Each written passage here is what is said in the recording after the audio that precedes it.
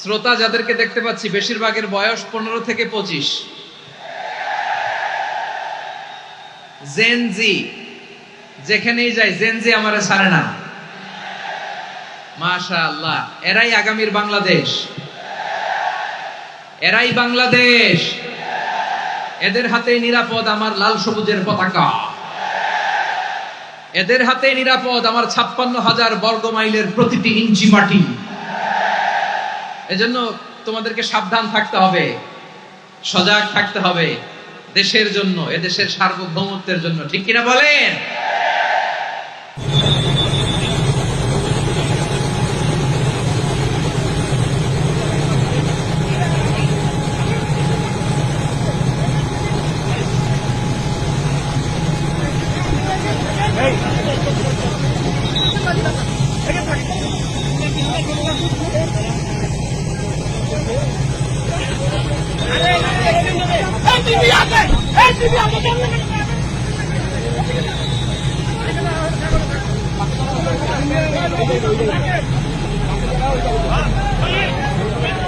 শহীদের খুনে গড়ায় সংগঠন, একটি দেহের মাঝে লাখো প্রাণের বাস।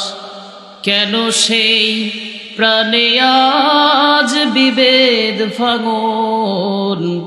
কেন সেই প্রাণে আজ বিভেদ ভাঙন? আমাদের কাফেলা তো একটাই। যে পটুয়াখালী জেলা শহরে আজকে প্রায় দীর্ঘ 1 মাস পরিশ্রম শেষে এরকম চমৎকার, নান্দনিক, দৃষ্টিনন্দন চমৎকার একটি পরিবেশ ওনারা তৈরি করেছেন। কোরআনের একটি বাগান ওনারা সাজিয়েছেন। আমরা শুরুতেই পটুয়াখালী ওয়েলফেয়ার ফাউন্ডেশনকে অন্তরের অন্তঃস্থল থেকে ধন্যবাদ জানাতে চাই, শুকরিয়া জানাতে চাই। পটুয়াখালী জেলার বিশিষ্ট ব্যবসায়ী বৃন্দ, চাকরিজীবী বৃন্দ, ছাত্র ভাইয়েরা, পর্দার আড়ালে আমার মায়েরা, বোনেরা, প্রশাসনের দায়িত্বশীল ব্যক্তিবর্গ, আইন শৃঙ্খলা বাহিনী, ভলান্টিয়ার্স এবং যে যেভাবে আজকের প্রোগ্রামের সাথে জড়িত ছিলেন, বিশেষ করে আমার সাংবাদিক বন্ধুরা, মিডিয়া কর্মী ভাইয়েরা, ইউটিউবার্স, আমি সবাইকে অন্তরের অন্তঃস্থল থেকে অভিনন্দন, শুভেচ্ছা এবং মোবারকবাদ জানিয়ে শুরু করছি। প্রিয় পটুয়াখালীবাসী, আপনারা কেমন আছেন সবাই? আমি তো দেখলাম যে গতকালই এসে আপনারা বসেছিলেন, কষ্ট হয় নাই? সারাদিন খাওয়া দাওয়া করতে পেরেছিলেন তো? নামাজগুলো সময় মতো পড়তে পেরেছেন? মাশাআল্লাহ, মাশাআল্লাহ। আল্লাহ তাআলা কবুল করুক, আমরা পড়ি আমিন। আপনারা শুনেছেন যে প্রতিটি বিভাগে আমরা একটি করে প্রোগ্রাম দিচ্ছি, একবার করে সফর করছি। তারই ধারাবাহিকতায় বরিশাল বিভাগের এই প্রোগ্রাম আমাদের মাসুদ ভাইয়ের কারণে বাধ্য হয়ে আমাকে পটুয়াখালীতে দিতে হয়েছে। মাসুদ ভাই এমন ভাবে ধরেছেন, রিকোয়েস্ট করেছেন, সেটাকে ডিনাই করার, রিজেক্ট করে দেওয়ার সুযোগ আর হয়নি। আলহামদুলিল্লাহ। খুব চমৎকার একটি শহর, অসাধারণ একটি নগরী। আমি উপর থেকে দেখছিলাম, খুব গোছানো, খুবই গোছানো, সুন্দর একটি শহর, আলহামদুলিল্লাহ। আর পাশেই আছে আপনাদের বিশাল সমুদ্র সৈকত, যেখান থেকে সূর্যোদয় সূর্যাস্ত একসাথে দেখা যায়। ঠিক কিনা বলেন? বরিশাল বিভাগের প্রতি আগে থেকেই আমার আলাদা একটা টান, দুটো কারণে।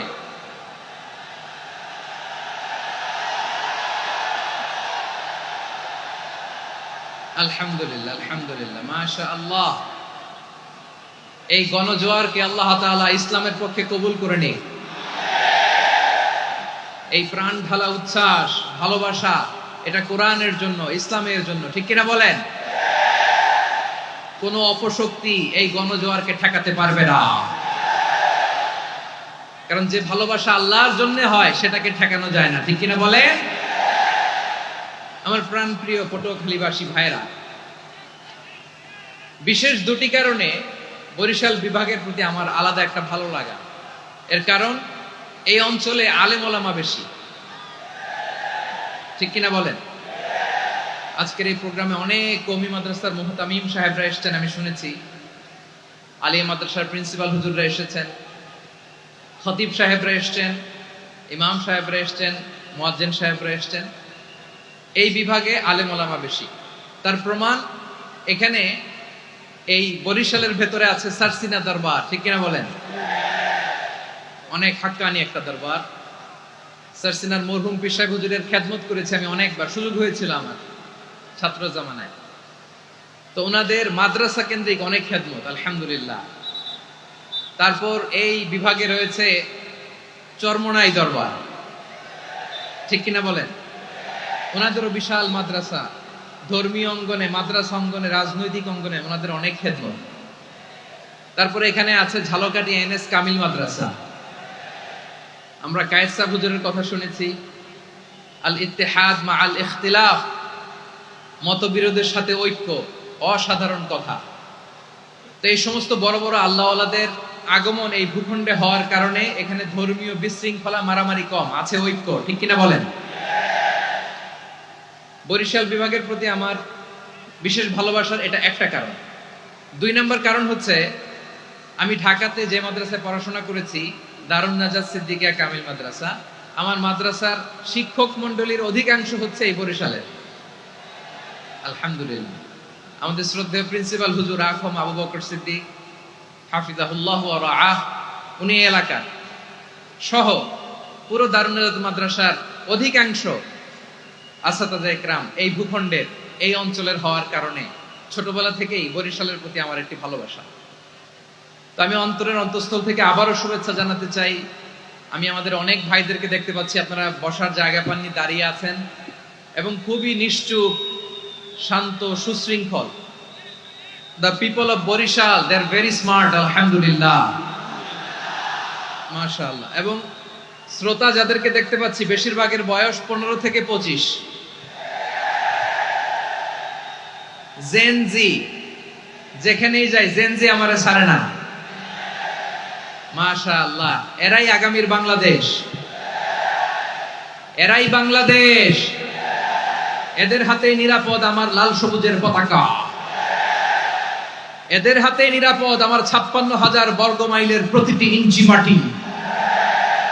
এজন্য তোমাদেরকে সাবধান থাকতে হবে, সজাগ থাকতে হবে দেশের জন্য, এদেশের সার্বভৌমত্বের জন্য, ঠিক কিনা বলেন?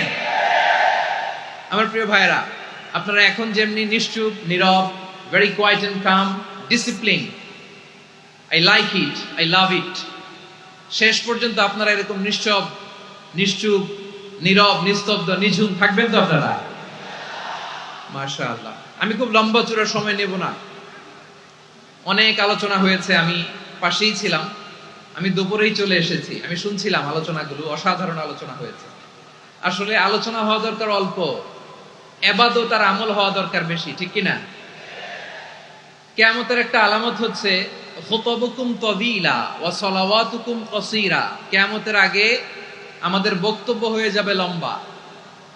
Your speech will be longer and your salah will be very shorter. বক্তব্য হবে লম্বা, সালাত হবে খাটো। এই নমুনা বর্তমানে আছে না নাই? ঘন্টার পর ঘন্টা, তাও তৃপ্তি মিটে না। অনেক জায়গায় রাত পর্যন্ত, মিডনাইট পর্যন্ত, মধ্যরাত পর্যন্ত আলোচনা হয়, এটা ঠিক নয়। বক্তব্য হবে একেবারে gist, cream of the creams, একেবারে ক্রিম কথাটা আলোচক উপস্থাপন করবেন। হেদায়েত দেওয়ার মালিক কে? ইন্নাকা লা তাহদি মান আহবাবতা ওয়ালাকিন্নাল্লাহা ইয়াহদি মান ইয়াশা।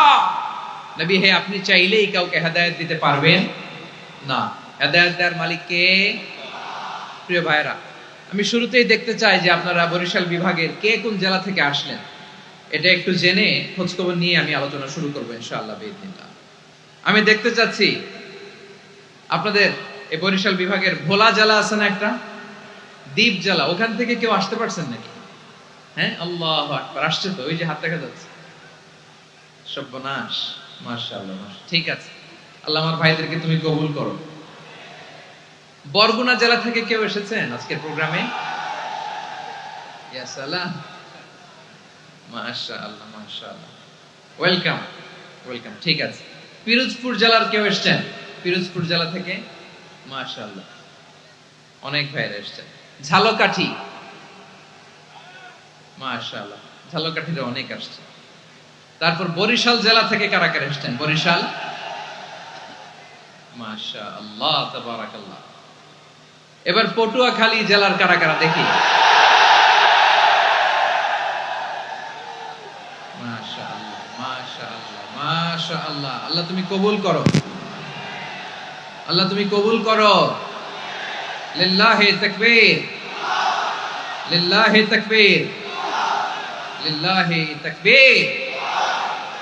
হাত নামান। প্রিয় ভাইরা, আসুন আমরা কাল বিলম্ব না করে আজকের পটুয়াখালী জেলা শহরের, মাশাআল্লাহ ওই যে লক্ষ্মীপুর থেকে আমাদের ভাই এসে প্লেকার্ড নিয়ে দাঁড়াইছে, ঠিক আছে প্লেকার্ড দেখেছি, ফি আমানিল্লাহ। আচ্ছা, এই বরিশাল বিভাগের বাইরে থেকে কারা কারা আসছেন দেখি, কেউ আছেন কিনা? মাশাআল্লাহ অনেক অনেক অনেক, মাশাআল্লাহ। আল্লাহ কবুল করুক, আল্লাহ কবুল করুক, ফি আমানিল্লাহ। চাঁদপুর, ঠিক আছে ঠিক আছে, হ্যাঁ ইলিশের বাড়ি চাঁদপুর, ঠিক আছে মাশাআল্লাহ। বসুন বসুন। সম্মানিত ভাইয়েরা, আসুন আমরা মূল আলোচনার দিকে চলে যাই। আজকে আমরা যে টপিকটা নিয়ে আলোচনা করব সেটা হচ্ছে, আমরা যে জীবনে বিপদে পড়ি, আমরা বিপদে পড়লে আমাদেরকে উদ্ধার করে কে? আল্লাহ ছাড়া আমাদের বাঁচানোর কেউ আছে? উদ্ধার করার কেউ আছে? রক্ষা করার কেউ আছে? এজন্য বিপদে পড়লে আমরা চাইবো কার কাছে? আমাদের যাই দরকার হোক আমরা ফরিয়াদ করব কার কাছে? নাকি মাজারে যেয়ে চাবেন? মাজারে যেয়ে চাবেন? অনেকে তো মাজারে যেয়ে কপাল ঘষে, আছে না নাই? মাজারে যেয়ে সন্তান চায়, আছে? এই এলাকায় নাই, এলাকার লোকদের আকীদা খালেস আমি জানি। মাজারে যেয়ে কপাল ঘষে আর সন্তান চায়। আচ্ছা, মাজারে গেলে সন্তান পাওয়া যায়? আচ্ছা, মাজারে না গেলে যদি বাচ্চা না হতো, গরু ছাগলের যে বাচ্চা হয় ওরা কোন মাজারে মানত করে বলেন? কথা কি বুঝতেছেন? এই যে প্রতি বছর গরু ছাগল ভেড়া এগুলো যে বাচ্চা দেয়, এরা কোন মাজারে যে মানত করে? এজন্য চাইতে হবে একজনের কাছে, তিনি কে?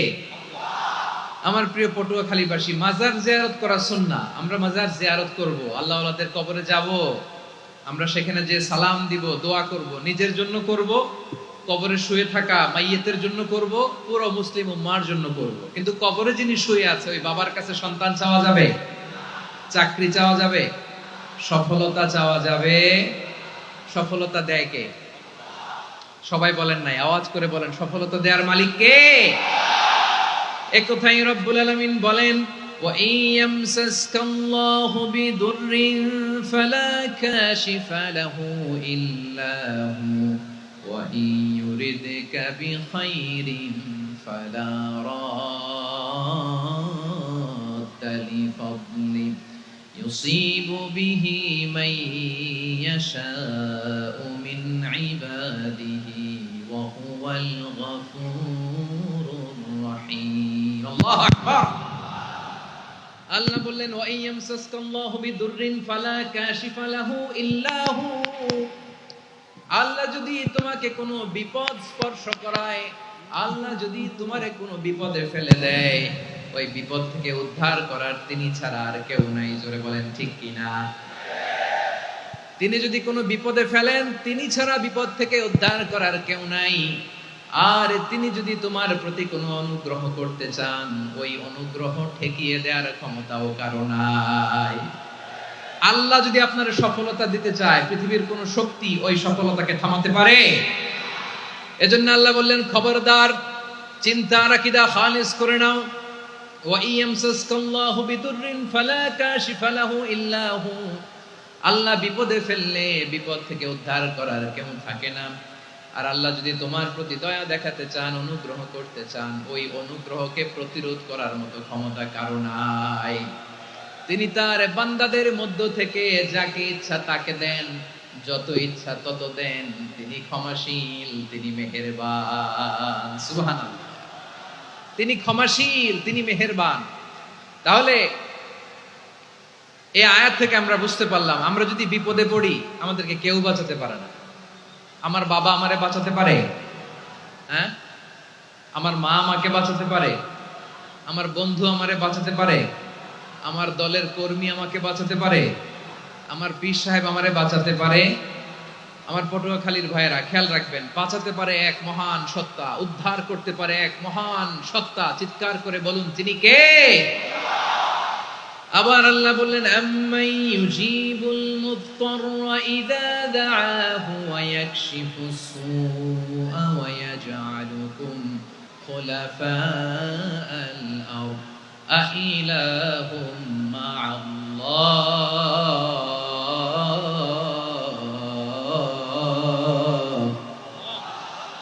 ক্বালিলাম মা তাযাক্কারুন। রব্বুল আলামিন বলেন, বিপদে পড়ে কাতর কণ্ঠে চিন্তাগ্রস্ত হয়ে যখন কেউ ফরিয়াদি হয়ে আল্লাহর ডাকে হাত তোলে, তখন এই ব্যক্তির ডাকে সাড়া দেয় কে?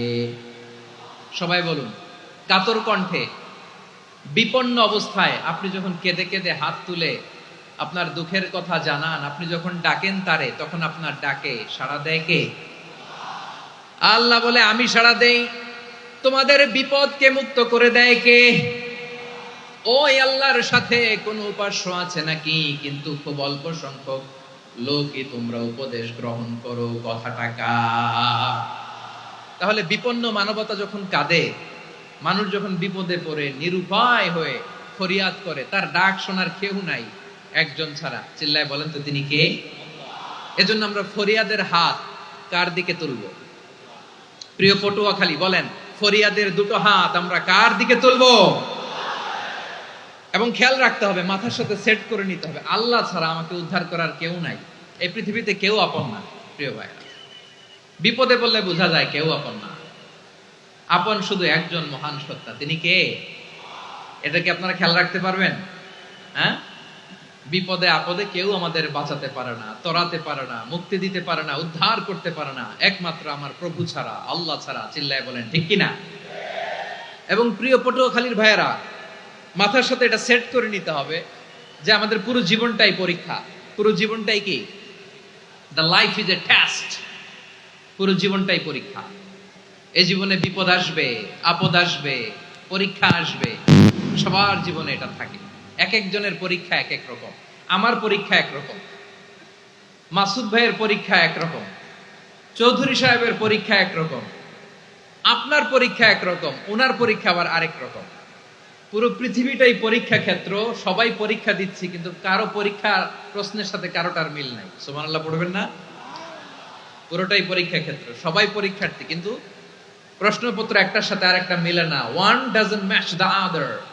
একজনেরটার সাথে আরেকজনেরটা মিলে না। কাউকে আল্লাহ তাআলা ধনী বানিয়ে পরীক্ষা করেন। কি বানিয়ে? কথা কি বুঝতেছেন নাকি কষ্ট হচ্ছে? কষ্ট হচ্ছে আপনাদের? কাউকে আল্লাহ ধনী বানিয়ে পরীক্ষা করেন, আবার কাউকে আল্লাহ তাআলা গরিব বানিয়ে পরীক্ষা করেন, কাউকে আল্লাহ অসুস্থ বানিয়ে পরীক্ষা করেন। কেউ দেখবেন যে দুরারোগ্য ব্যাধিতে আক্রান্ত, ডাক্তার বলেছে আর সময় নাই, দুরারোগ্য ব্যাধি, ক্যান্সার, যার নেই কোনো অ্যান্সার, তার জন্য পরীক্ষা হচ্ছে এই রোগ। আরেক লোক দেখবেন তার আবার রোগ বালাই নাই, মাশাআল্লাহ, তাকে আল্লাহ তাআলা আর্থিক দৈন্যতা, দারিদ্রতা দিয়ে পরীক্ষা করছেন। এরকম আছে না নাই? টাকা পয়সা নাই, দিন আনে দিন খায়, যা আছে তাতে চলে না, এটা তার জন্য পরীক্ষা। আবার আরেক শ্রেণীর লোক দেখবেন তাকে আল্লাহ অসুস্থতাও দেয় নাই, দারিদ্রতাও দেয় নাই, তার দাম্পত্য জীবনের সমস্যা আছে না নাই? স্ত্রী কথা শোনে না, অথবা ছেলে মেয়ে কথা শোনে না। তাহলে পরীক্ষা সবার জীবনে আছে, এক একজনের পরীক্ষাটা এক এক রকম। আল্লাহ তাআলা দেখতে চায় যে এই পরীক্ষার সময় আমরা কিরকম রেসপন্স করি। How to deal with the test, কিভাবে এই বিপদ আপদ পরীক্ষাগুলোকে আমরা হ্যান্ডেল করব, ডিল করব, এটা হচ্ছে আজকের আলোচনার বিষয়। বুঝতে পেরেছেন সবাই? আমার প্রিয় ভাইয়েরা, তাহলে পরীক্ষাময় আমাদের জীবন, বিপদ আপদ পরীক্ষা, এটা মানুষের পিছু ছাড়ে না। সবার জীবনে পরীক্ষা আছে। নবীদের জীবনেও পরীক্ষা ছিল। সাহাবারা জিজ্ঞেস করেছেন, ইয়া রাসূলুল্লাহ, আইয়ুন নাসি আশাদ্দু বালাআন ফিদ দুনিয়া, এই দুনিয়ার বুকে কাদের পরীক্ষা সবচেয়ে বেশি? বিশ্বনবী বলেছেন, আল আম্বিয়া। এই পৃথিবীতে সবচেয়ে বেশি পরীক্ষা আল্লাহ তাআলা নিয়ে থাকেন নবীদের। কাদের? নবীদের। সুম্মাল আমসাল ফাল আমসাল, এরপরে নবীদের পরের স্তরে যারা, তাদের পরীক্ষা। এরপরে তাদের পরের স্তরে যারা, তাদের পরীক্ষা। সিদ্দিকিনদের, শুহাদাদের, সলিহিনদের, আল্লাহওয়ালাদের। যার ঈমান যত মজবুত তার জীবনে পরীক্ষাও তত বেশি। চিল্লায় বলেন ঠিক কিনা? তাহলে মুমিনরা, বিশ্বাসীরা, আমরা কি পরীক্ষা, বিপদ আপদে ভয় পাই? হ্যাঁ, বিপদ দেখলে ভয় লাগে আপনাদের? ভয় লাগে? হ্যাঁ, না, মুমিনরা বিপদে ভয় পায় না, তারা হতাশ হয় না, সুবহানাল্লাহ, তারা নিরাশ হয় না। বিশ্বাসীরা হাল ছেড়ে দেয় না, তারা ভরসা রাখে একজনের উপর। চিল্লায় বলতে হবে তিনি কে? কারণ মুমিন জানে the grief isn't permanent, the test isn't permanent, the struggle in our life isn't permanent. আমাদের জীবনের দুঃখ, কষ্ট, স্ট্রাগল এগুলো পার্মানেন্ট নয়। After every difficulties there is an ease. সব কষ্টের পরেই একটা সুখ আছে না নাই? রব্বুল আলামিন বলেন ফা ইন্না মাআল উসরি ইউসরা, ইন্না মাআল উসরি ইউসরা। ভয় পেও না, চিন্তা করো না, কষ্টের সাথেই আমি রেখে দিয়েছি স্বস্তি। সুবহানাল্লাহ বলেন। মুমিন জীবনে বিপদ যত বেশি, কষ্ট যত বেশি, তার সামনে সফলতা তার চেয়েও বেশি। ঠিক কিনা বলেন? কারণ বিশ্বাসীরা জানে রাত্রি যত গভীর হয়, সুবহে সাদিকের সময় তত আগাতে থাকে। গর্ভবতী নারীর পেটের ব্যথা যত বাড়তে থাকে, ঘরে নতুন মেহমান আগমনের সময় ঘনাতে থাকে।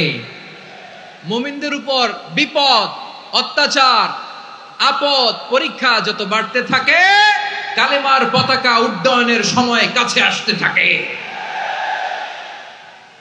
বিশ্বাসীদের এগুলো হিসাব মিলানো অনেক আগে, এগুলো অনেক আগে হিসাব মিলানো। দুঃখের আধার শেষে সুখের আলো মিটি মিটি হাসে। চিল্লায় বলেন ঠিক কিনা? দুঃখের আধার শেষে আলোর প্রভাত হাসে, হতাশার কালো মেঘে যায় গো ভেসে, হতাশার কালো মেঘে যায় গো ভেসে। দুঃখের আধার শেষে আলোর প্রভাত হাসে, হতাশার কালো মেঘে যায় গো ভেসে, হতাশার কালো মেঘে যায় গো ভেসে। কোরআনের পাতায় পাতায় দেখো, ঈমানের পথ ঢাকা ব্যথার কাটায়। কোরআনের পাতায় পাতায় দেখো, ঈমানের পথ ঢাকা ব্যথার কাটায়। ভেঙে পড়ো না কভু হতাশ হয়ে, ভেঙে পড়ো না কভু হতাশ হয়ে। জ্বলে পুড়ে খাঁটি সোনা হও গো শেষে, জ্বলে পুড়ে খাঁটি সোনা হও গো শেষে। দুঃখের আধার শেষে আলোর প্রভাত হাসে, হতাশার কালো মেঘে যায় গো ভেসে, হতাশার কালো মেঘে যায় গো ভেসে। ঠিক কিনা বলেন? পরীক্ষা যত বেশি, কষ্ট যত বেশি, সুখের সময় তত কাছাকাছি। চিল্লায় বলতে হবে ঠিক কিনা? এজন্য মুমিন জীবনে পরীক্ষা বেশি, মুমিনদের হতাশা নাই। মুমিনরা নিরাশ হয় না, হতাশ হয় কাফিররা। মুমিনরা কখনো হাল ছেড়ে দেয় না, মুমিনরা ভরসা রাখে একজনের উপর, তিনি কে? তাহলে আমার প্রিয় পটুয়াখালীবাসী, বিপদ থাকবে, পরীক্ষা থাকবে, এই বিপদ থেকে আমাদেরকে উদ্ধার করবেন একজন, তিনি কে? আমরা শুধু আল্লাহর উপরই ভরসা রাখবো। রাজি আছেন তো? চাইবো একজন সত্তার কাছে। আওয়াজ করে বলুন তিনি কে? একজন সত্তার কাছে চাইবে। বিশ্বনবী ওনার চাচাতো ভাই আব্দুল্লাহ ইবনে আব্বাস রাদিয়াল্লাহু তাআলা আনহুকে বললেন, ইয়া আব্দুল্লাহ ইবনে আব্বাস, হে আব্দুল্লাহ ইবনে আব্বাস, ইদা সাআলতা ফাসআলিল্লাহ, যখন চাইবে আল্লাহর কাছে যাও। ও আব্দুল্লাহ, যখন চাইবা আল্লাহর কাছে চাও। ওয়া ইদা ইসতাআনতা ফাসতাইন বিল্লাহ, যখন সাহায্য চাইবা আল্লাহর কাছে ফরিয়াদ করো। জেনে রেখো ও আব্দুল্লাহ, ওয়া'লাম আন্নাল উম্মাতা লাউ ইজতামাআত আলা আন ইয়ানফাউকা বিশাইইন লাম ইয়ানফাউকা ইল্লা বিশাইইন ক্বাদ কাতাবাহু আল্লাহু লাক। ও আব্দুল্লাহ, জেনে রেখো, মনে রেখো, গোটা বিশ্বের সবাই মিলে যদি তোমার উপকার করতে চায়, ততটুকুই তারা করতে পারবে যতটুকু আল্লাহ তোমার নসিবে সেটা লিখে রেখেছে। ঠিক কিনা বলেন? আর যদি গোটা বিশ্বের সবাই মিলে তোমার বিরুদ্ধে কনস্পাইরেসি করে, ষড়যন্ত্র করে, গোটা বিশ্বের সবাই মিলেও যদি তোমার ক্ষতি করতে চায়, ততটুকুই শুধু পারবে যেটা আল্লাহ তোমার জন্য বরাদ্দ রেখেছে। যতটুকু আল্লাহ তাআলা তোমার জন্য বরাদ্দ রেখেছে অতটুকুই ক্ষতি করতে পারবে, আর এক চুল বেশিও করতে পারবে না, কমও করতে পারবে না। চিল্লায় বলেন ঠিক কিনা? এজন্য আমরা চাইবো কার কাছে? সবাই বলেন নাই, আওয়াজ করে বলেন কার কাছে? সব সময় আমরা আল্লাহর কাছে চাইবো, বিপদে আপদে, সুখে দুঃখে, সচ্ছল অবস্থায় অসচ্ছল অবস্থায়, পরাজয়ের সময় বিজয়ের সময়, সব সময় আমরা ভরসা রাখবো কার উপর? সবাই বলুন। একদল লোক আছে যারা বিপদে পড়লে আল্লাহরে ডাকে, আছে না নাই? পটুয়াখালীতে মাশাআল্লাহ নাই। বিপদ আসলে আল্লাহরে ডাকে, বিপদ নাই আল্লাহও নাই। বিপদে পড়লে নামাজ পড়ে, বিপদও নাই নামাজও নাই। বিপদে পড়লে জিকির করে, বিপদ যখন চলে যায় ওদের জিকিরও বন্ধ হয়ে যায়। এরকম আছে না নাই? কিছু লোক দেখবেন পরীক্ষা আসলে নামাজ পড়ে, আছে আছে। জেনজি আওয়াজ করো, এরকম আছে? এই কমন পড়ে গেছে, কমন পড়ছে। দেখবেন পরীক্ষার সময় নামাজ পড়ে, পরীক্ষাও নাই নামাজও আছে। এরকম কিছু লোক আছে অসুস্থ হলে আল্লাহরে বড্ড ভালোবাসে, আল্লাহরে খুব ডাকে। অসুস্থ হইলে অসুস্থতাও নাই, আল্লাহ স্মরণও নাই। দেখবেন কিছু লোক নির্বাচন আসলে খুব আল্লাহ আল্লাহ হয়ে যায়। তখন দেখবেন মাথার মধ্যে হেজাব লাগায়, পাঞ্জাবি লাগায়, আল্লাহ আল্লাহ হয়ে যায়। নির্বাচনও নাই, এরপরে আল্লাহর কথাও নাই। আছে না নাই? না, এরকম হওয়া যাবে না। সব সময় আমরা আল্লাহরে ডাকবো, বিপদে আপদে সব সময় ভরসা রাখবো আমরা একজনের উপর। আওয়াজ করে বলেন তিনি কে? এ কথাই আল্লাহ তাআলা আমাদের চোখে আঙ্গুল দিয়ে জানিয়ে দিলেন, ফাইদা রাকিবু ফিল ফুলকি দা'আবুল্লাহা মুখলিসিনা লাহুদ্দিন ফালাম্মা নাজ্জাহুম ইলাল বাররি ইযা হুম ইউশরিকুন। আল্লাহ বলে একদল লোক আছে, তারা যখন নৌযানে চড়ে, জলযানে চড়ে, সাগরের মধ্যে যখন জাহাজে চড়ে, লঞ্চে চড়ে, তারা যখন তুফানের সম্মুখীন হয় তখন তারা আল্লাহরে বড্ড বেশি ডাকে, একান্ত ভাবে ডাকে, বিশুদ্ধ চিত্তে ডাকে। আবার তুফান থেকে তাদেরকে সেফ জোনে নিয়ে, নিরাপদ জোনে নিয়ে যখন বন্দরে আমি আল্লাহ তাদেরকে ভিড়িয়ে দেই, ওই লোকগুলো আবার আমি আল্লাহর সাথে শিরিক করে। এরকম আছে না নাই? জাহাজে উঠছে, সাগরের মাঝখানে তুফান, ওই সময় দেখবেন আল্লাহ কারে কয়। এই কথা তো আপনাদেরকে বোঝানো সহজ, আপনারা তো নদীর দেশের মানুষ। লঞ্চে চড়েন নাই কারা কারা দেখি? লঞ্চে চড়ছেন? হ্যাঁ, লঞ্চে চড়ে নাই এরকম একজনও নাই এখানে। আচ্ছা, লঞ্চে উঠছেন কে কে দেখি? মাশাআল্লাহ মাশাআল্লাহ মাশাআল্লাহ। ঠিক আছে, আপনাদের বোঝানো সহজ। আচ্ছা, লঞ্চে উঠে তুফানের সম্মুখীন হয়েছেন, জলোচ্ছ্বাস, সবাই? মাশাআল্লাহ। তো এই ওয়াজ তো আপনাদের মুখস্থ, ঠিক কিনা বলেন? আমার বলার দরকার নাই, বলেন। মাঝ নদী, তুফান, জলোচ্ছ্বাস, জলের মধ্যে উচ্ছ্বাস, ঢেউ, টর্নেডো, সাইক্লোন, মেঘের ঘনঘটা, পরিবেশ ঘুটঘুটে অন্ধকার, লঞ্চ একবার এদিকে আরেকবার ওইদিকে, ভিতরে কি অবস্থা হয় বলেন তো? হ্যাঁ, তখন মুসলিমও আল্লাহর ডাকে, হিন্দু আল্লাহর ডাকে, ঠিক কিনা বলেন? আস্তিক আল্লাহর ডাকে, নাস্তিক আল্লাহর ডাকে, ঠিক কিনা? লঞ্চের ভেতর, স্টিমারের ভেতর কান্নারে রোল পড়ে যায়, চিৎকারের রোল পড়ে যায়, সবার মুখ দিয়ে শুধু একটা আওয়াজ, লা ইলাহা লা ইলাহা লা ইলাহা সুবহানাল্লাহ আলহামদুলিল্লাহ লা ইলাহা। আল্লাহ নামের জিকির করবে যারা, আল্লাহর কাছে প্রিয় তারা, আল্লাহর কাছে প্রিয় যারা, জান্নাতে প্রবেশ করবে তারা। জোরে লা ইলাহা, লা ইলাহা ইল্লাল্লাহ, লা ইলাহা ইল্লাল্লাহ মুহাম্মাদুর রাসূলুল্লাহ সাল্লাল্লাহু আলাইহি ওয়াসাল্লাম।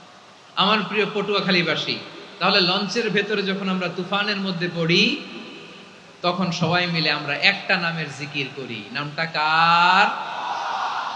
মুসলমানেরাও ডাকে, হিন্দুরাও ডাকে, আস্তিকও ডাকে, নাস্তিকও ডাকে, সবাই ডাকে একজনকে। তিনি কে? আবার দেখবেন ওই আল্লাহ তুফানের পরে, ঝড়ের পরে ওই লঞ্চটাকে যখন সদর ঘাটে ফিরিয়ে দেয়, আবার আমরা নাফরমানি শুরু করে দেই। সে কোথায়? আল্লাহ বললেন, ফাইদা রাকিবু ফিল ফুলকি দা'আউল্লাহ মুখলিসিনা লাহুদ্দিন ফালাম্মা নাজ্জাহুম ইলাল বাররি ইযা হুম ইউশরিকুন। সাগরে যখন তুফানে পড়ে আমি আল্লাহর ডাকে, আবার আমি আল্লাহ যখন বাঁচিয়ে দেই, আবার আমি আল্লাহর সাথে শিরিক শুরু করে। আমরা কি এরকম হতে চাই নাকি? এরকম করবেন? হ্যাঁ না, আমরা তুফানে পড়লেও আল্লাহরে ডাকি, আবার বাঁচায় দেওয়ার পরেও ডাকি কারে? আল্লাহকেই ডাকি। বিমানের মধ্যে মাঝে মাঝে দেখবেন যে এয়ার টার্বুলেন্স হয়, জানেন? এয়ার টার্বুলেন্স জানেন তো? মাঝে মাঝে বিমানটা বাউন্সিং করে, বাম্পি, ভেরি বাম্পি ওয়েদার। শোনেন নাই? 40,000 ফিট উপরে যখন থাকে, তখন পাইলট মাঝে মাঝে বলে, dear passengers, ladies and gentleman, right now we are flying 40,000 feet above the ground and we are passing very air turbulence, very heavy air turbulence right now. Please fasten your seat belt. দেখবেন মাঝে মাঝে বলে যে, ভদ্র মহিলা, ভদ্র মহোদয়গণ, আমরা 40,000 ফিট উপর দিয়ে যাচ্ছি আর এয়ার টার্বুলেন্স ফেস করছি, মেহেরবানি করে আল্লাহর হস্তে সিট বেল্ট বাঁধুন। তখন বিমানটা এরকম বাউন্সিং করে, শেকিং করে। আপনারা মুখোমুখি হয়েছেন? ইদানিং এই এয়ার টার্বুলেন্স বেড়ে গিয়েছে। গত বছর আমার ইন্টারন্যাশনাল অনেকগুলো ফ্লাইট ছিল, তো আমি দেখলাম যে আগের ফ্লাইটগুলোর তুলনায় এখন এয়ার টার্বুলেন্স খুব বেশি। আমি একটু রিসার্চ করে দেখলাম, ক্লাইমেট চেঞ্জের কারণে, জলবায়ু পরিবর্তনের কারণে আকাশের বাতাসের মুভমেন্টে পরিবর্তন হয়েছে, ফলে এখন বিমান শেকিং করে বেশি, বাউন্সিং, বাম্পি ওয়েদার। তো বলেন তো, 40,000 ফিট উপরে যখন আপনি, কয় হাজার ফিট? সবাই বলুন, কয় হাজার ফিট? 40,000 ফিট উপরে যখন আপনি, তখন যখন বিমানটা এরকম বাউন্সিং করে, সবাই যখন ভমিটিং করে বিমান নষ্ট করে দেয়, বমি করে, তখন বাঁচানোর কে আছে আল্লাহ ছাড়া? কেউ আছে? ওই মুহূর্তেও সবাই মিলে একজনের ডাকে আওয়াজ করে বলেন, তিনি কে? মাঝে মাঝে কিছু সোশ্যাল মিডিয়ায় কিছু ভিডিও পাওয়া যায় যে হেভি যখন এয়ার টার্বুলেন্স হয়, 10 সেকেন্ড 15 সেকেন্ডের কিছু ভিডিও পাওয়া যায়, বিমানটা এরকম বাউন্সিং করছে, বাম্পি ওয়েদার, কাঁপছে, মানুষগুলো বমি করছে, অক্সিজেন মাসগুলো সব ঝুলে পড়েছে, বিমানটা শুধু কাঁপছে। তখন দেখবেন বিমানের ভেতরেও এরকম লঞ্চের মতো চিৎকার আছে না নাই? বিমানের ভেতরেও তখন চিৎকার। গত বছর হিথ্রো এয়ারপোর্ট থেকে সিঙ্গাপুর এয়ারলাইন্সের একটা ফ্লাইট, হিথ্রো টু চাঙ্গি, একটা ফ্লাইটে এমন বেশি এয়ার টার্বুলেন্সের শিকার হয়েছিল ওই এয়ারক্রাফটটা, 33 জন যাত্রী সেখানে আহত হয়েছে, একজন যাত্রী নিহত হয়েছে।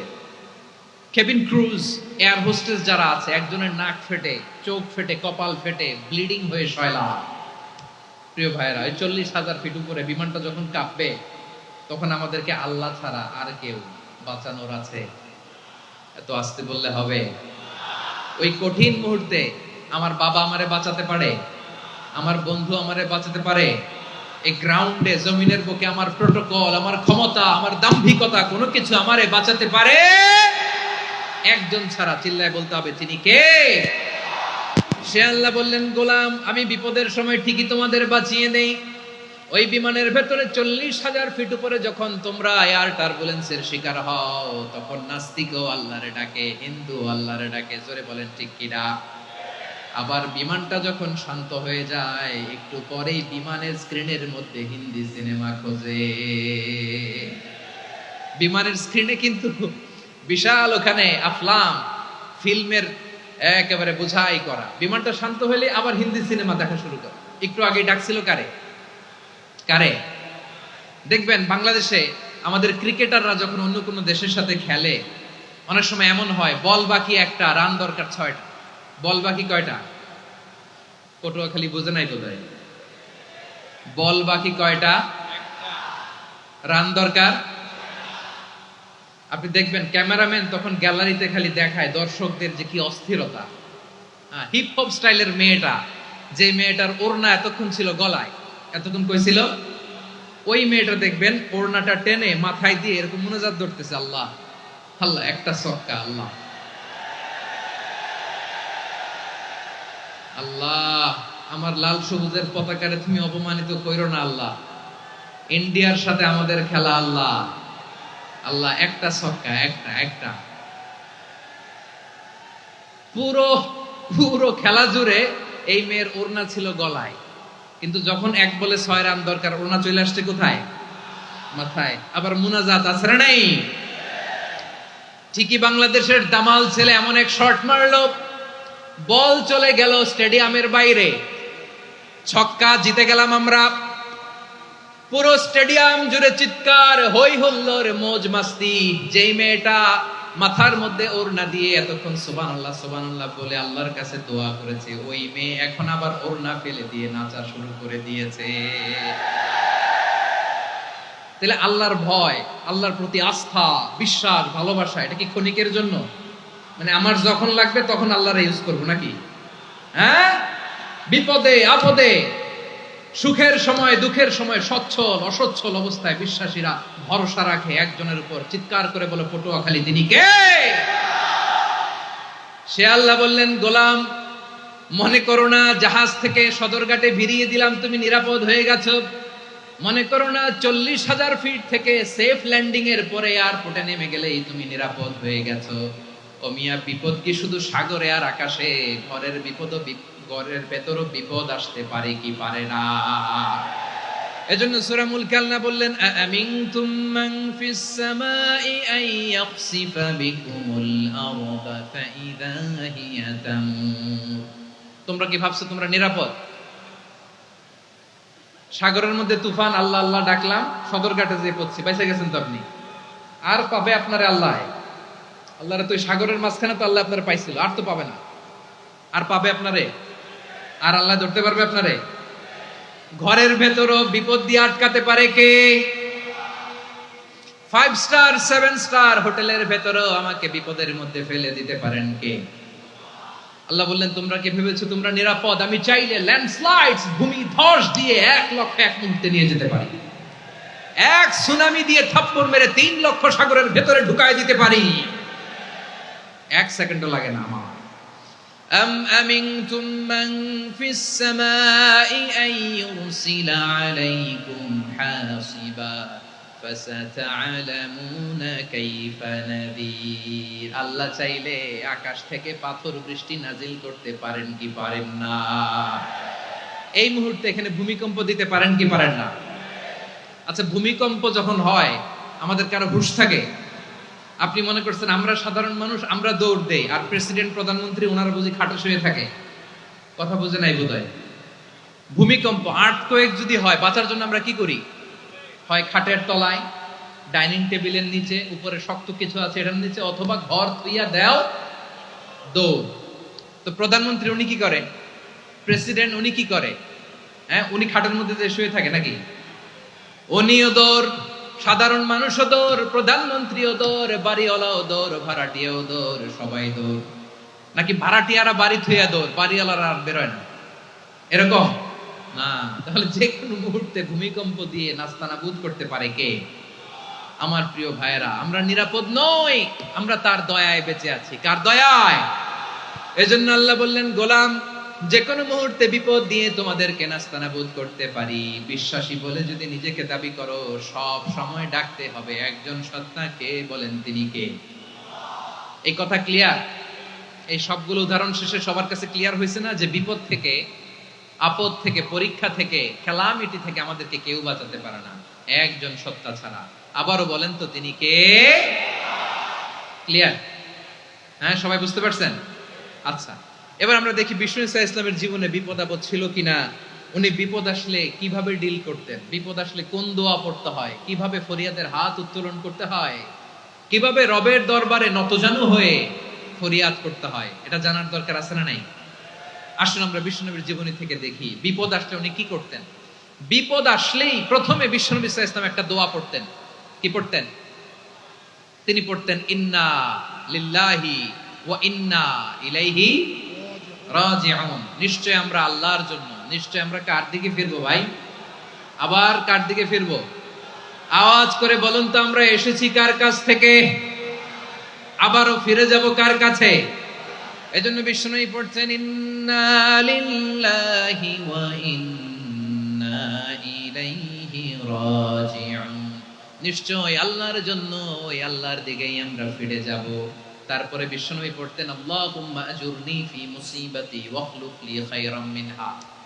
একসাথে প্রথমে পড়তেন ইন্না লিল্লাহি ওয়া ইন্না ইলাইহি রাজিউন, তারপর পড়তেন আল্লাহুম্মা আজুরনি ফি মুসিবাতি ওয়াখলুফ লি খায়রাম মিনহা। মানে আল্লাহ, এই যে আমি বিপদে ধৈর্য ধারণ করলাম, এটার সব তুমি আমারে দাও, আর যেটা হারালাম এর চেয়ে ভালো কিছু দিয়ে মেকআপ করে দিও, ভালো কিছু দিয়ে বদল করে দিও। সুবহানাল্লাহ পড়েন। তাহলে বিপদ আসলে আমরা কি পড়ব? কথা বলেন। এই যে আমি শুয়েছিলাম, নাশিদ গাচ্ছিল ওরা, এদেশে পরস্পরে দেখা হলে দেয় সালাম, এদেশে আমজনতার হৃদয় জুড়ে পাকালাম, এদেশে বিপদ এলে সর্বজনে সর্বক্ষণে দোয়া পড়ে ইন্না লিল্লাহ। কি পড়ে? সুবহানাল্লাহ সুবহানাল্লাহ সুবহানাল্লাহ সুবহানাল্লাহ। এদেশে আজান শুনে সূর্য ওঠে শহর গ্রামে, এদেশে আজান শুনে সূর্য ডুবে সন্ধ্যা নামে, এদেশে সকল কাজে সবাই বলে বিসমিল্লাহ, এদেশে ভালো কিছু দেখে শুনে হাসি মুখে সবাই বলে মাশাআল্লাহ। সুবহানাল্লাহ পড়েন। তাহলে বিপদ এলে আমরা কি পড়ি? কথা বুঝলে সবাই উত্তর দিতে হবে। বিপদ এলে কি পড়ি? তাহলে বিপদ এলেই আমরা এখন থেকে ইন্না লিল্লাহ পড়বো, নাকি হাই হুতাশ করবেন?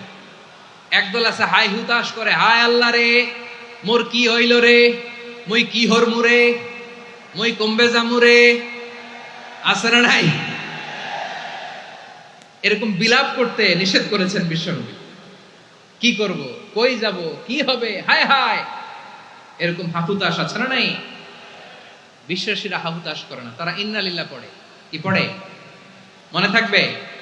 আমরা পড়বো ইন্না লিল্লাহি ওয়া ইন্না ইলাইহি রাজিউন। নিশ্চয়ই আমরা আল্লাহর জন্য, আমরা আল্লাহর দিকেই ফিরে যাব। এরপর পড়বো আল্লাহুম্মা আজুরনি ফি মুসিবাতি ওয়াখলুফ লি খায়রাম মিনহা। আল্লাহ, আমি যে বিপদে ধৈর্য ধারণ করলাম এটার সওয়াব দিও, আর যা হারালাম তার চেয়ে ভালো কিছু দিয়ে বদল করে দিও। সুবহানাল্লাহ পড়েন। বিশ্বনবীর হাদিস শুনলেন উম্মে সালামা রাদিয়াল্লাহু তাআলা আনহা। ওনার স্বামী হলো আবু সালামা। মজার ঘটনা খেয়াল করে শুনেন আমার প্রিয় কলিজার টুকরা ভাইয়েরা। কানগুলো খরগোশের কানের মতো খাড়া করে আমার দিকে তাকান। সাইয়্যিদাতুনা উম্মে সালামা রাদিয়াল্লাহু তাআলা আনহা, ওনার স্বামীর নাম আবু সালামা। শ্রেষ্ঠ দম্পতি, শ্রেষ্ঠ ফ্যামিলি। প্রথমে হিজরত করেছিলেন হাবাসায়, পরে হিজরত করেছেন মদিনায়। উহুদ যুদ্ধের পরে ওনার স্বামী আবু সালামা ইন্তেকাল করলো, শহীদ হলো। সুবহানাল্লাহ পড়েন। যখন আবু সালামা ইন্তেকাল করলো, উম্মে সালামা রাদিয়াল্লাহু তাআলা আনহা কেঁদে কেঁদে হয়রান। আর নবীর শিখানো বাণী অনুযায়ী তিনি বারবার পড়ছিলেন ইন্না লিল্লাহ। কি পড়ছিলেন? মুই কই জামু, কি হরমু, এগুলো বলে নাই। কি বলছে? ইন্না লিল্লাহ।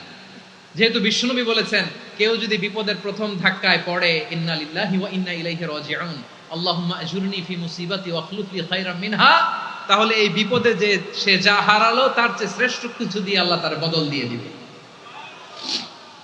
এই হাদিস শুনে উম্মে সালামা রাদিয়াল্লাহু তাআলা আনহা ওনার প্রাণ প্রিয় স্বামী আবু সালামার ইন্তেকালের পরে চোখের পানি ছাড়ে আর পড়ে ইন্না লিল্লাহি ওয়া ইন্না ইলাইহি রাজিউন। আল্লাহুম্মা আজুরনি ফি মুসিবাতি ওয়াখলুফনি খায়রাম মিনহা। বারবার এই দোয়া পড়ে চোখের পানি ছাড়ে, এই দোয়া পড়ে চোখের পানি ছাড়ে, আর মনে মনে বলে আবু সালামার মতো ভালো মানুষ মদিনাতে নাই, আবু সালামার চেয়েও ভালো মানুষ মদিনাতে নাই, তার চেয়ে ভালো মানুষ কি করে আল্লাহ তাআলা আমারে দিবে, তার চেয়ে ভালো মানুষ তো আমি মদিনাতে দেখি না। চোখের পানি দিয়ে বুক ভাসায় আর নবীর হাদিসের উপর আমল করে পড়ে ইন্না লিল্লাহি ওয়া ইন্না ইলাইহি রাজিউন, ইন্না লিল্লাহি ওয়া ইন্না ইলাইহি রাজিউন। পড়তে পড়তে চোখের পানি ছাড়ে আর চিন্তা করে বিশ্বনবী বললেন, এই দোয়া পড়লে যেটা হারালাম তার চেয়ে ভালো কিছু দিয়ে আল্লাহ পুরস্কার দেয়। আবু সালামের চেয়ে ভালো মানুষ মদিনার মধ্যে আর কে হতে পারে? কি আজীব তামাশা, কি অবাক করা ঘটনা। কিছুদিন পরে দেখা গেল সাইয়্যিদুল মুরসালিন রাহমাতাল লিল আলামিন স্বয়ং বিশ্ব নবী উম্মে সালামাকে বিয়ের প্রস্তাব পাঠিয়েছে। স্বয়ং বিশ্ব নবী উম্মে সালামা রাদিয়াল্লাহু তাআলা আনহাকে বিয়ের প্রস্তাব পাঠিয়েছেন। উনি রাজি হয়ে গেলেন, বিয়ে হয়ে গেল, উনি হয়ে গেলেন উম্মুল মুমিনিন, আমাদের মা, পুরো মুসলিম উম্মার মা। চিৎকার করে বলেন আল্লাহু আকবার। তাহলে আমার প্রাণপ্রিয় ভাইয়েরা, বিপদে পড়লে আমরা পড়বো ইন্না লিল্লাহি ওয়া ইন্না ইলাইহি রাজিউন, আল্লাহুম্মা আজুরনি ফি মুসিবাতি ওয়াখলুফনি খায়রাম মিনহা। পড়বেন? পড়বেন না? যারা যারা বিপদ আসলে এই দোয়াটা পড়বেন এখন থেকে আওয়াজ করে ইনশাআল্লাহ বলেন। যা হারাইছেন তার চেয়ে শ্রেষ্ঠ জিনিস দিয়ে বদলা দিবে কে? বিশ্বাস হয়? একটু সন্দেহ লাগে মনে হয়, একটু সন্দেহ সন্দেহ আছে? যাদের বিশ্বাস হবে তাদের কি আল্লাহ উত্তম বদলা দিবে, ঠিক কিনা বলেন? তাহলে বিপদে পড়লেই প্রথমে আমরা এটা পড়ব। দোয়াগুলো যদি এখন মুখস্থ না হয়, এই যে রেকর্ডিং হচ্ছে, পেয়ে যাবেন, কালকেই পেয়ে যাবেন। শুনে শুনে মুখস্থ করবেন। আমার মায়েরা, আমার বোনেরা, আপনাদের জন্য 3টি মাঠের অ্যারেঞ্জমেন্ট করা হয়েছে, আমি জানি। আপনারা এই দোয়াগুলো পড়বেন, আপনার স্বামীকে শেখাবেন, সন্তানকে শেখাবেন, আপনার পুরো পরিবারটাকে জান্নাতের টুকরো বানিয়ে দিবে কে? তাহলে বিপদ আসলে প্রথমে কি পড়তে হবে এটা জেনে গেলাম। এরপরে বিপদ আসলে নিজেকে কি করে আল্লাহর কাছে সঁপে দিতে হয় এটাও জানার দরকার আছে না নাই? বিপদে প্রথমে ইন্নালিল্লাহ পড়লাম, ধৈর্য ধারণ করলাম, বিপদ থেকে উদ্ধারের সর্বোচ্চ চেষ্টা করলাম। আমার কাজ যখন শেষ, তখন আমি আমার এই বিষয়টা আল্লাহর কাছে সঁপে দিব। কার কাছে সুপর্দ করব? কার কাছে? বিপদে বললে কেমন করে নিজেকে আল্লাহর কাছে সঁপে দিতে হয়, আসুন সাইয়েদনা ইব্রাহিম আলাইহিস সালামের জীবনী থেকে জানি। আল্লাহর খলিল ইব্রাহিম আলাইহিস সালাম আমাদের মতো সমাজ ব্যবস্থা পায় নাই। আমরা জন্মের পরে আমাদের কানের ভেতরে আজান দিয়েছে কে? একামত দিয়েছে কে? আমাদের বাপ দাদারা আমাদের কানে আজান দিয়েছে কি দেয় নাই?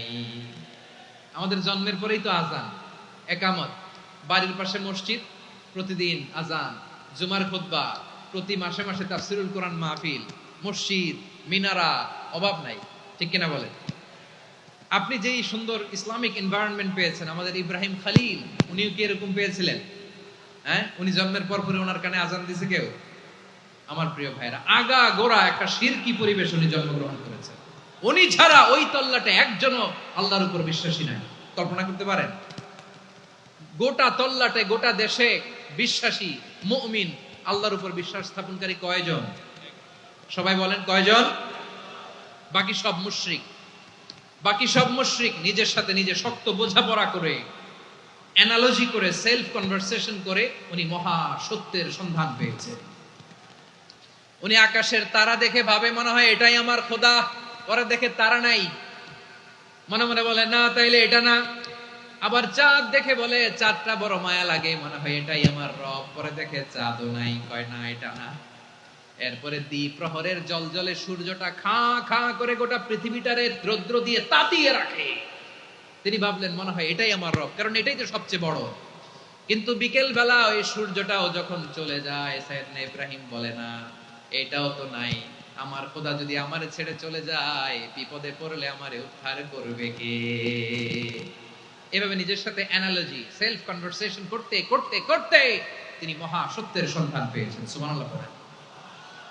সব শেষে তিনি ডিসিশন নিয়ে ঘোষণা দিলেন, ইন্নী ওয়াজ্জাহাতু ওয়াজহিয়া লিল্লাযী ফাতারাস সামাওয়াতি ওয়াল আরদা হানিফান ওয়া মা আনা মিনাল মুশরিকিন। নিশ্চয় আমি এমন সত্তার দিকে মনোনিবেশ করলাম মুখাপেক্ষী হলাম, যিনি আকাশ বানিয়েছেন, জমিন বানিয়েছেন, আমি মুশরিক নই। সুবহানাল্লাহ। পারতেন, আপনি পারতেন? কেউ নাই, লক্ষ লক্ষ মুশরিক, আপনি একা। ওনার মতো এরকম বিচক্ষণতা দিয়ে আল্লাহরে খুঁজে পাইতে পারতেন আপনি? কি নবী ছিল, আল্লাহকে খুঁজে পেয়েছে। যখন আল্লাহর ইবাদত শুরু করলো, এই কথা ছড়ায় পড়লো চারদিকে। নমরুদ সাইয়েদনা ইব্রাহিমকে ডেকে পাঠালেন। নমরুদ বলে, ইব্রাহিম, তুমি নাকি মূর্তির পূজা না করে কোন নতুন রবের ইবাদত করো, কে তোমার রব? সাইয়েদনা ইব্রাহিম বললেন, রব্বি আল্লাযী ইউহয়ী ওয়া ইউমীত, আমি এমন রবের ইবাদত করি যিনি জীবন দেন, যিনি মৃত্যু দেন। নমরুদ বলে, তাই নাকি? তোমার রব জীবন দেয়, মৃত্যু দেয়, আর এটা তো আমি দেই। আমিও তো জীবন দেই, আমিও তো মৃত্যু দেই। সাইয়েদনা ইব্রাহিম বললেন, কেমন করে তুমি জীবন দাও, মৃত্যু দাও, একটু দেখাও তো। নমরুদ জেলখানা থেকে দুজন কয়েদিকে ডেকে আনলো। কয়েদি এনে অর্ডার করলো, একটাকে এখনই শিরোচ্ছেদ, হেড অফ, ডেথ পেনাল্টি, মৃত্যুদণ্ড দেয়া হলো। ফিনকি দিয়ে রক্ত বেরোলো। নমরুদ বলে, দেখো, দুজনকে ধরে আনলাম, একজন কয়েদিকে দিলাম ডেথ পেনাল্টি, মৃত্যুদণ্ড, ওরে মৃত্যু দিলাম। আরেকজন যে দাঁড়িয়ে আছে, চাইলে ওরেও আমি মৃত্যুদণ্ড দিতে পারি, কিন্তু না, ওরে আমি দিব না, ওরে আমি বাঁচাইয়া দিলাম, ছেড়ে দিলাম, মানে জীবন দিলাম। দেখো ইব্রাহিম, তোমার চোখের সামনে একজনরে মৃত্যু দিলাম, আর একজনরে জীবন দিলাম। আপাত দৃষ্টিতে তাই তো, একজনরে তো জীবন দিল, আরেকজনরে মৃত্যু দিল। সাইয়েদনা ইব্রাহিম এবার বিপাকে পড়ে গেলেন। কিন্তু এক একজন নবীকে আল্লাহ এমন উইজডম, বিচক্ষণতা দিয়ে এই জমিনে পাঠিয়েছেন। মুহূর্তের মধ্যে আল্লাহর খলিল ইব্রাহিম বললেন, ফাইন্নাল্লাহা ইয়াতি বিশ-শামসি মিনাল মাশরিকি ফাতি বিহা মিনাল মাগরিব ফাবুহিতাল্লাযী কাফার। আল্লাহর খলিল ইব্রাহিম বললেন, নমরুদ, বুঝলাম তুমি জীবন দাও, মৃত্যু দাও, দেখলাম, কিন্তু আমার রব, আমার আল্লাহ প্রতিদিন সকালবেলা উষা লগ্নে ওই পূর্ব দিগন্ত থেকে সূর্যটাকে উদিত করেন, সাঁঝের বেলা, বিকেল বেলা, কুথুরি লগ্নে, সন্ধ্যা বেলা ওই দ্বিপ্রহরের জল জলে সূর্যটাকে পশ্চিম দিগন্তে ডুবিয়ে দেন। মানে সকালবেলা পূর্ব দিক থেকে উদিত করা সূর্যটাকে পশ্চিম দিকে বিকেলে তিনি ডুবিয়ে দেন। তুমি যদি পারো ওই সূর্যটাকে পশ্চিম দিক থেকে উদিত করে পূর্ব দিকে ডুবিয়ে দাও। সুবহানাল্লাহ পড়বেন না? মুহূর্তে বিচক্ষণতা, উইজডম কাকে বলে? নমরুদ পারবে? নমরুদের বাপ পারবে? ওর দাদা, ওর 14 গোষ্ঠী, গোটা বিশ্বের সব ক্ষমতাধর রাষ্ট্রনায়করা একসাথে হলে পারবে? ফাবুহিতাল্লাযী কাফার পারে নাই, ব্যর্থ হয়েছে। এবার তেলে বেগুনে জ্বলে উঠেছে, রেগে মেগে আগুন বলে, ফালকুহু ফিল জাহিম। ওর সাথে তর্ক নাই, না পেরে এবার এটারে আগুনে ফেলা। বিশাল বিশাল গাছ কেটে লাকড়ি এনে আগুনের কুণ্ডলি বানানো হলো, দাও দাও দাও দাও করে আগুন জ্বলে। আল্লাহর খলিল ইব্রাহিমকে আগুনে নিক্ষেপ করা হবে। আল্লাহর খলিল সাইয়েদনা ইব্রাহিমের হাতের মধ্যে রশি দিয়ে টাইট করে বাঁধা হলো, পায়ের মধ্যেও টাইট করে রশি দিয়ে বাঁধা হলো। আল্লাহর খলিল ইব্রাহিমকে আগুনের কুণ্ডলির মধ্যে ফেলা হবে। অমিয়া, আপনি যে বিপদের কারণে ভয় পান, হতাশ হন, এটা কোনো বিপদ ওনার বিপদের সামনে? পটুয়াখালী আওয়াজ করে বলুন, সাইয়েদনা খলিল ইব্রাহিমের বিপদের সামনে আমাদের বিপদগুলো কোনো বিপদ? কোনো বিপদই না, এটা কোনো বিপদই না।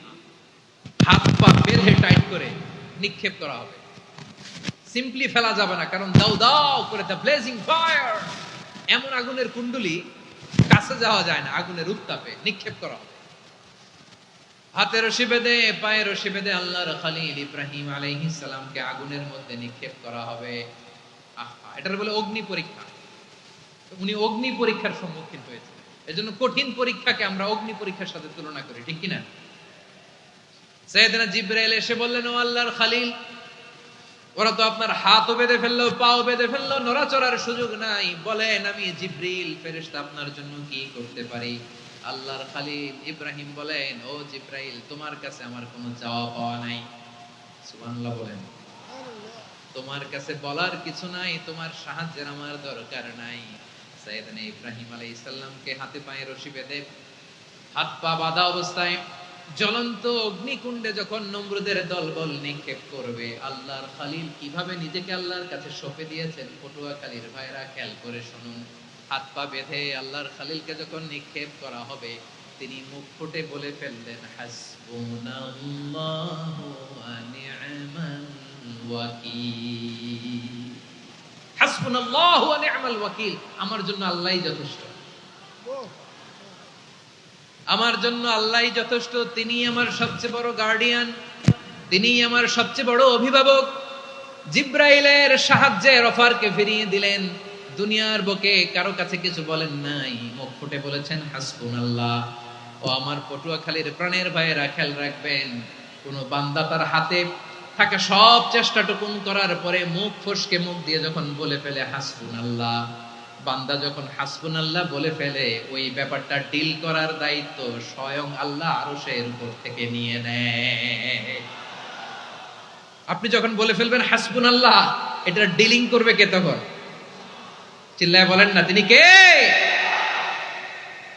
বান্দা তার সাধ্যের সবটুকু চেষ্টার পরে নতজানু হয়ে যখন বলবে হাসবুনাল্লাহ, আল্লাহ তুমি আমার জন্য যথেষ্ট, নি'মাল ওয়াকিল, তুমি আমার শ্রেষ্ঠ অভিভাবক, তখন তার কি দরকার না দরকার এটা ডিল করে স্বয়ং আল্লাহ।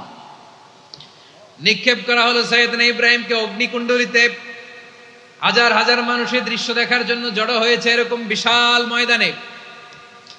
কিন্তু কি অবাক করা ঘটনা, সবাই ভয় পাচ্ছিল, না জানে কি হয়ে যায়। আল্লাহর খলিলকে যখন আগুনের কুণ্ডলিতে নিক্ষেপ করা হয়, আল্লাহর খলিল ইব্রাহিম আগুনের কুণ্ডলের মধ্যে বসে বসে মানুষগুলোর দিকে তাকিয়ে হাসতে শুরু করে দেয়।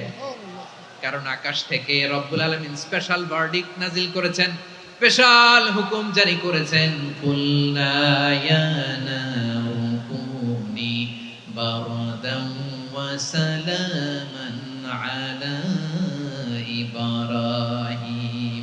ও আগুন, খবরদার, সৃষ্টি শুরু থেকে তোকে একটা ধর্ম আমি বাতলে দিয়েছিলাম, তোর ধর্ম, আগুনের ধর্ম হলো যা পাবে জ্বালিয়ে সারখার করবে।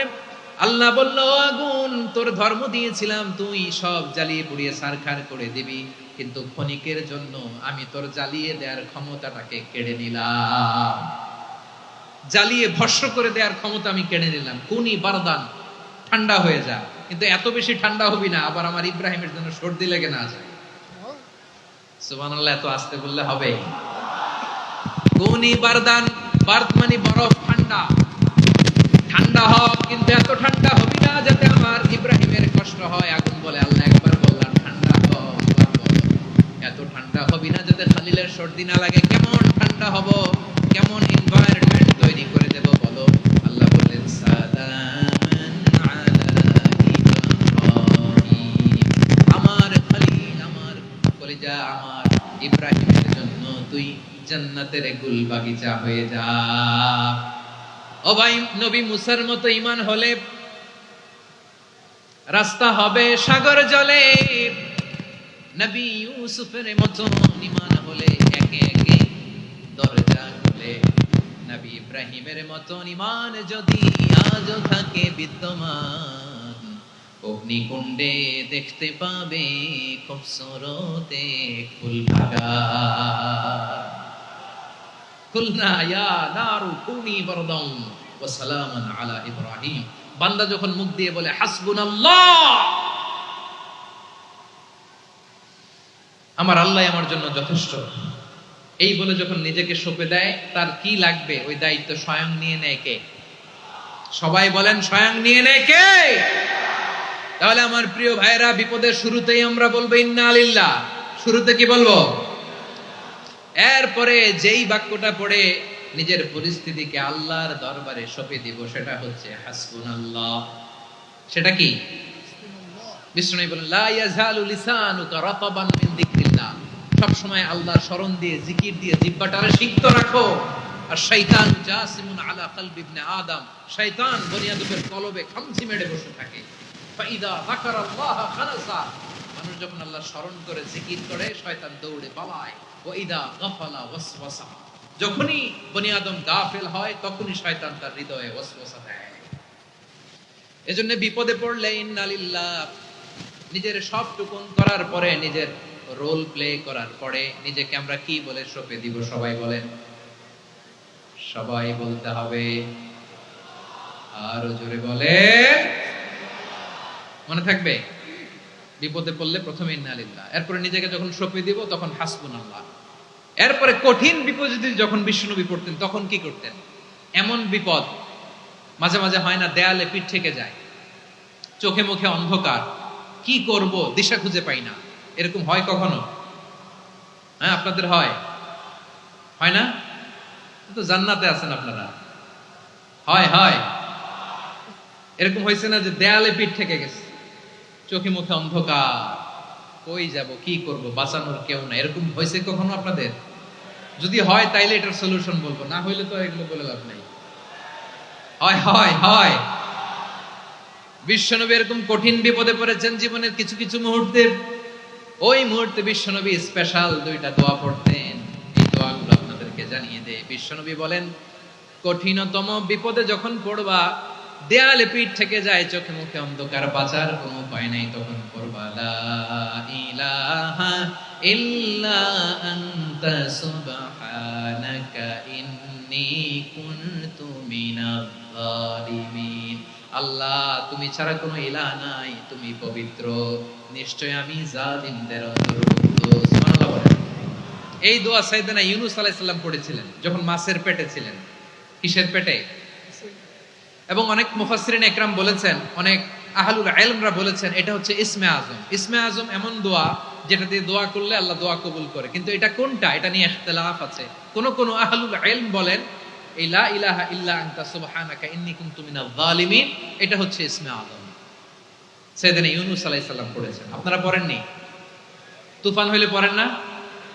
আমাদের এলাকায় তো এটা খুব, এটার উপর ব্যাপক আমল আছে। পটুয়াখালীতে কি অবস্থা বলেন? পড়েন পড়েন পড়েন পড়েন। একটা গল্প শুনেছিলাম, পাক হানাদার বাহিনী যখন বাংলাদেশে অ্যাটাক করত, ৭১ সালের ঘটনা বলতেছে, আমরা তো দেখি নাই, শুনছি আর কি। ৭১ যদি দেখতাম এতদিনে রাজাকার হয়ে যেতাম। আল্লাহ আমাদেরকে বাঁচাই দিছে, আল্লাহর মেহেরবানি, ঠিক কিনা বলেন? মন মতো হইলে মুক্তিযোদ্ধা, মন মতো না হইলে রাজাকার। কত কিছু দেখলাম এই শাহবাগের বুকে। আল্লাহ, ৭১ সালে দেখি নাই, আমরা শুনেছি, পাক হানাদার বাহিনী জিজ্ঞেস করত মুসলিম না অমুসলিম চেক করার জন্য, বলতো কালেমা বল, কালেমা বাতাও। তো যারা কালেমা বলতে পারতো পাকিস্তানি বাহিনী নাকি ওদেরকে ছেড়ে দিত, শুনেছি।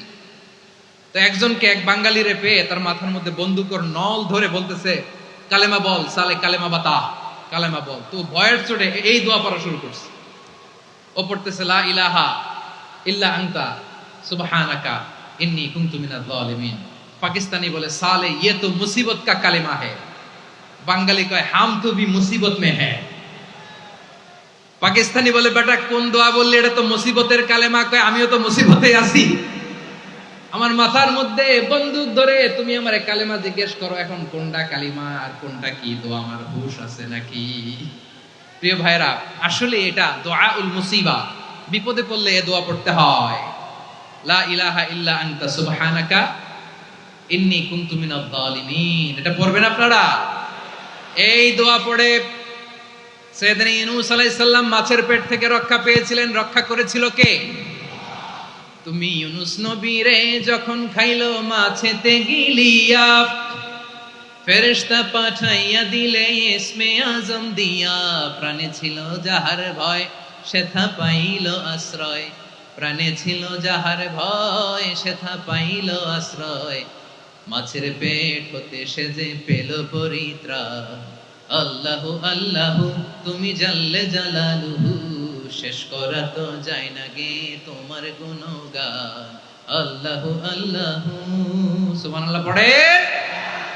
লা ইলাহা ইল্লা আনতা সুবহানাকা ইন্নী কুনতু মিনাজ জালিমিন। বিশ্বনবী বললেন, দেয়ালে পিঠ থেকে গেলে, চোখে মুখে অন্ধকার, বাঁচার কোনো উপায় নাই, তখন এই দোয়াটা পড়তে হবে। এই দোয়া পড়ে আল্লাহর কাছে ফরিয়াদ করলে বিপদ মুক্ত করবেন কে? কেন এই দোয়াটা আল্লাহর কাছে বড্ড প্রিয় জানেন আমার ভাইয়েরা? কারণ এই দোয়ার মধ্যে 3টা জিনিস আছে। আমি যেরকম আঙ্গুল উঁচু করেছি, এরকম করেন তো, তিনটা, কয়টা? তিনটা। এক নম্বরে হচ্ছে তাওহীদ, দুই নম্বরে তাসবিহ, তিন নম্বরে তাকরীর। আই রিপিট, আবারও বলছি, এক নম্বরে তাওহীদ, দুই নম্বরে তাসবিহ, তিন নম্বরে তাকরীর। এ দোয়াটা আল্লাহর কাছে এত পছন্দনীয় কারণ এ দোয়ার প্রথম অংশে আছে তাওহীদ, আল্লাহর একত্ববাদের ঘোষণা। লা ইলাহা ইল্লা আনতা, ও আল্লাহ আপনি ছাড়া কোনো ইলাহ নাই, উপাস্য নাই। এই কথা বললে আল্লাহ বড় খুশি হয়ে যায়, সুবহানাল্লাহ পড়েন। এ দোয়ার দ্বিতীয় অংশে আছে তাসবিহ, মানে আল্লাহর প্রশংসা, প্রশংসা সূচক বাণী। সুবহানাক সুবহানাক সুবহানাক, ও আল্লাহ আমি আপনার পবিত্রতা ঘোষণা করছি, সুবহানাক। এই কথা শুনলেও আল্লাহ খুশি হয়ে যায়, সুবহানাল্লাহ পড়েন। এই দোয়ার তৃতীয় অংশে আছে তাকরীর, তাকরীর মানে পাপের স্বীকৃতি। তাকরীর মানে কি? তাকরীর মানে পাপের স্বীকৃতি। এই দোয়ার তৃতীয় অংশে আছে ইন্নী কুনতু মিনাল যালিমিন, ও আল্লাহ আমি জালিমদের অন্তর্ভুক্ত। আল্লাহ আল্লাহ আমি জালেম, আল্লাহ আমি ভুল করেছি, অন্যায় করেছি, আল্লাহ আমি জালেমদের অন্তর্ভুক্ত। এই পাপের স্বীকৃতি, অ্যাকনোলেজমেন্ট আল্লাহ বড় পছন্দ করে। যখন আল্লাহর কাছে আপনি ছোট হবেন, ছোট হতে হতে যত ছোট হবেন ওই দৃশ্যটা দেখতে আল্লাহ বড় পছন্দ করে, সুবহানাল্লাহ বলেন।